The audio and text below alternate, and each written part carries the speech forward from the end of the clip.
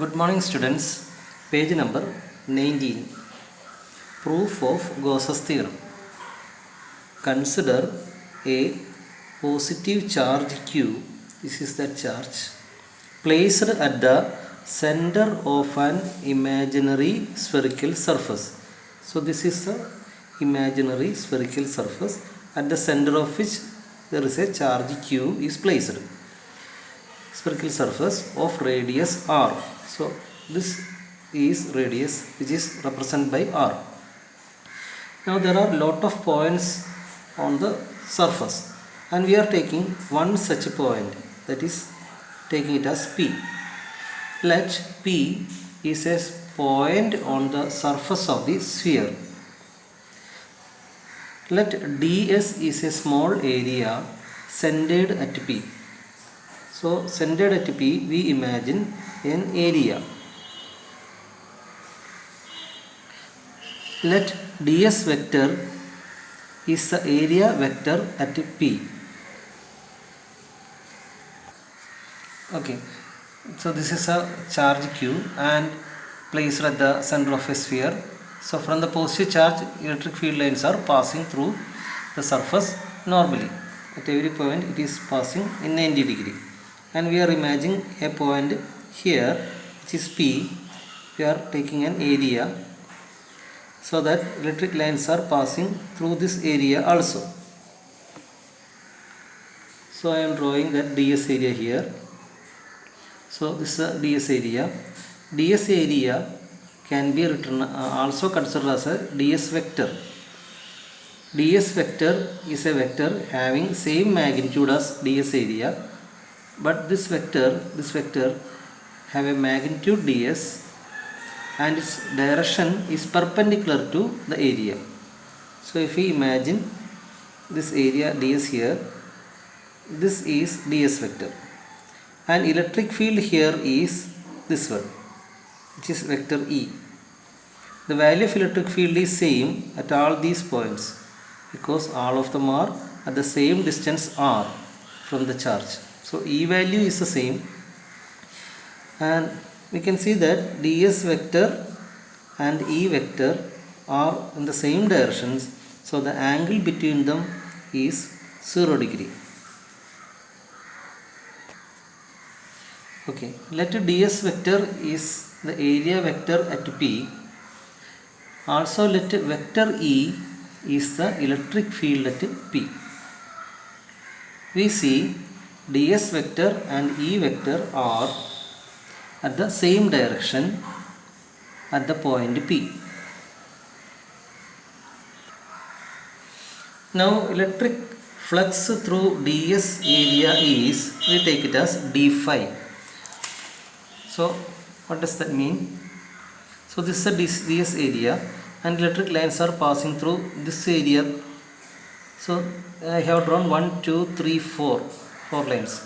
So this flux through this much area, number of lines passing through this much area is called flux. So there is a small flux only, so we name it as d phi. So this much electric lines we name it as d phi. Actually the total flux is more, a large number.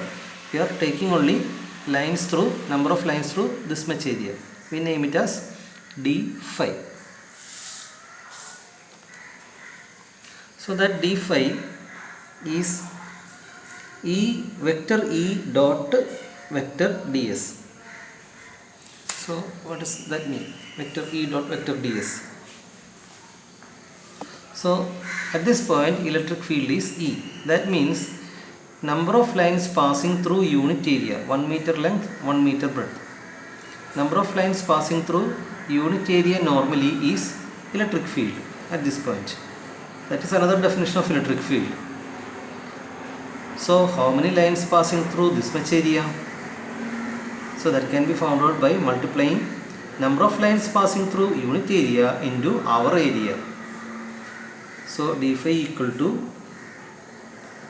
number of lines passing through unit area into our area is ds. So actually electric field and ds is a vector, area vector, both are vectors, and number of lines, this is a scalar quantity. So the product we are taking is scalar product or dot product. Our next aim is to find out the total number of lines of force passing through this entire surface area. So that will continue. So number of lines passing through ds area is d phi, that is E dot ds, equation number 1. We have already said that since vector ds and vector E are in the same direction, angle theta is 0 degree. So if we expand E dot ds, we get E ds cos theta, which is cos 0. So that becomes E ds itself. Now we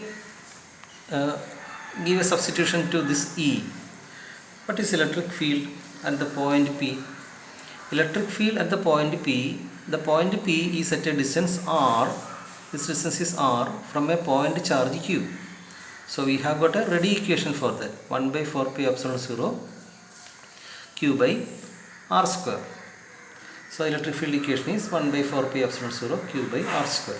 So replacing E with 1 by 4 pi epsilon 0 q by r square, that becomes this much into ds. So that is equation modified for d phi. The same equation we write in a modified manner. Now our aim is to find out the total flux, the total number of electric lines passing through the entire spherical surface. So we name that total flux as letter phi, and that can be found out by integrating d phi, that is phi equal to the summing up of all the small phi's, d phi's. The whole spherical surface can be divided to different ds areas, and through each ds area there are lines, that is d phi. So what we have to find out the total number, we have to add up all these d phi's. All these d phi's has to be added. That we are doing by method of integration. So integrating d phi, that is integral 1 by 4 pi epsilon 0 q by r square into ds. This thing we are writing here. Now the constants we are taking out, 1 by 4 pi epsilon 0 is a constant. The center charge is q, that is not changing, and the radius is not changing. So q and r are constants. So all these terms taken outside. Into integration is done only on ds. This integral is done only on ds. Okay, so what is integral ds? That is adding all the small ds areas, we will get the total surface area of the sphere, and equation for total surface area is 4 pi r square. So what we do? So instead of integral ds, we will write 4 pi r square here.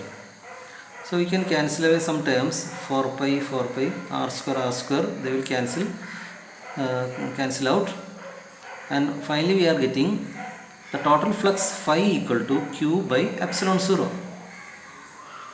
Actually this is the Gauss theorem says phi equal to q by epsilon 0, or it is same as integral E dot ds equal to q by epsilon 0. So that's a proof of Gauss's theorem. Okay, this thing we will take in the next part.